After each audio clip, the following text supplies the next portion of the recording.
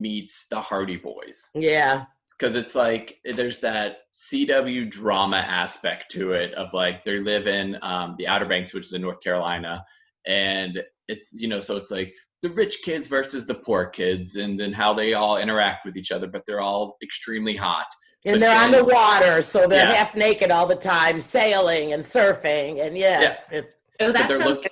Love a good teenage drama. But the boys are so freaking adorable. I mean, I'm an old lady, but they're a bunch of really cute boys. And they're looking for a buried treasure. So it's like, all right. And and you got the hot girls. But so it's right up with 16-year-olds, Allie. Anybody really, because CW does a good job of mixing the age groups, they pull all ages in, which so Donnie, what would be your dream? Like, if you could right now, what would you want to do? Would you want to do something more with Dating with Donnie? I would actually.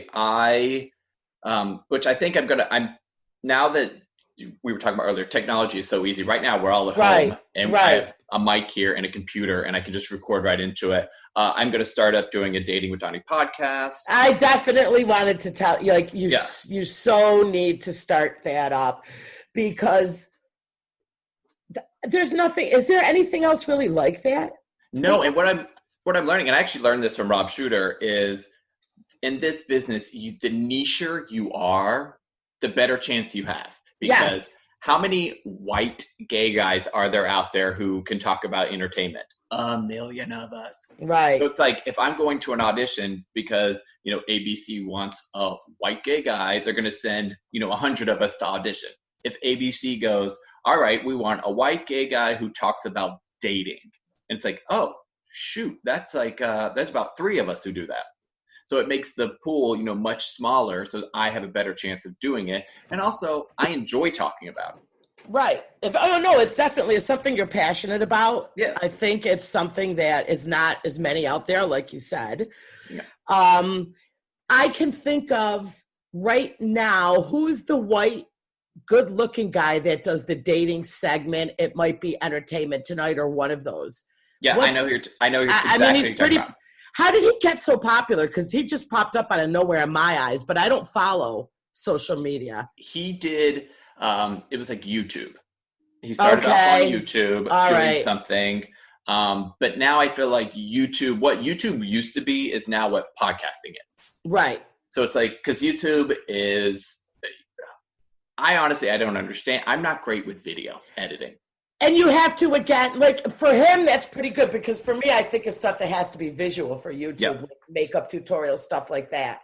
So he's not young, so he must have started out in YouTube, like you said, way before everything else. And dating to me is not a visual thing, unless I like to get people laid, but I'm not going to actually like video me. No, it's completely a podcast show, definitely. Yeah, it's like people talk about it, and you'd also be surprised how many people want to talk about it and how many people are in the same boat. It's like, you think, oh, we're all tough, but then you go home and you're like, oh, I'm a little lonely. I wish I had somebody, but I don't want to talk about it.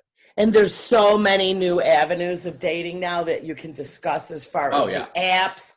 Now they're going to start this whole virtual dating thing. You're going to watch that. It's going to start blowing up. People like, date, over Zoom meeting, blah, blah, blah. So I think that you will have a lot that you can pull from for your podcast. I love the idea of questions, tons of questions.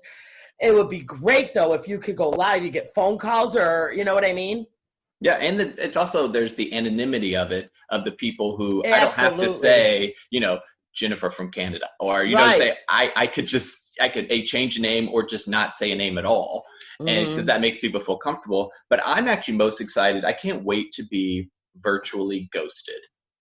Like, I can't wait to go on a Zoom date with somebody, and in the middle of the date, they just hit leave meeting. Oh, come on. That's perfect. I literally, because I'm turned on just thinking about it. Like, the excitement that is, like, I'm such like a masochist that I'm excited for that. But you know what else I like? You know what else I like for you? of you having people send in like their bios about themselves, and you can do some online matching. Yeah. You know what I mean? And it would be, then if you wanted to get visual, you could like host like these virtual dating setups and, you know, just play off of that.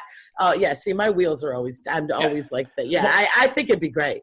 When you look at people's dating bios and they're like, I love to cook and I love to do nobody cares. Right. And you need to rip them apart too. You need to get those bios and then you need to go in there and rip them apart. Yeah, it's like nobody cares. And then they're like, I'm looking for a long-term relationship. And then they're like shirtless in every photo. It's like, you're not looking for a long-term relationship.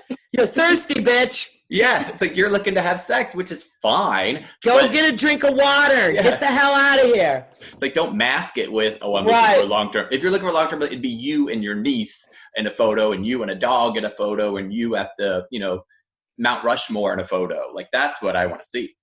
That be something that you would really enjoy? Yeah. Like dating with. I would enjoy that. I'm still working on the book. So I'm still, you know, that's actually been, this time though, has been really I've been able to write. So what are you writing? You're writing a book about dating? Or? I'm writing a book about dating, about dating in its current aspect, because if you think about it, there's not any books out there that really talk about it, and unless you're like a doctor. And then the thing is I don't care what Dr. Doolittle has to say about my brain waves or whatever, and that connects me to a certain person. I don't care about that. I worry because my penis says I'm attracted to that person. Let's talk about that. I'm not worried about my chromosomes being attracted to this chromosome. That doesn't make sense to me, and it doesn't interest me. Or your sign. I freaking hate when people pull up the sign. People feel we're meant to be. I'm a Sagittarius. Yeah. It's just, and people don't want to talk about that. It's like, we want to talk about what's happening now. Let's talk about the real dating. I want to talk about, what it takes to date, how bad it's going to hurt, because it hurts. Yeah. You're going to leave that date and you're going to cry the entire way home. And you know what? That's okay. Because let's talk about it. You're crying. Guess what? I cried too. Let's talk about it. Let's do it. Now it's like, and I think about it goes back to, all right, well, if I move to LA and I get a little time away and I'm not spending as much money, it allows me to focus on things like that. So it's like, all right, I can actually do things, because working in New York City is tough, because I'm, between the TV show, the radio show, and the bar, I'm working 7 days a week. And it's like, and time is exhausting. I'm taking an hour train ride here, I'm taking an hour train ride there. It's, I'm tired at the end of the day. I don't have time to sit down and go, all right, I'm going to be creative today, and I'm going to. You don't have time to be tired.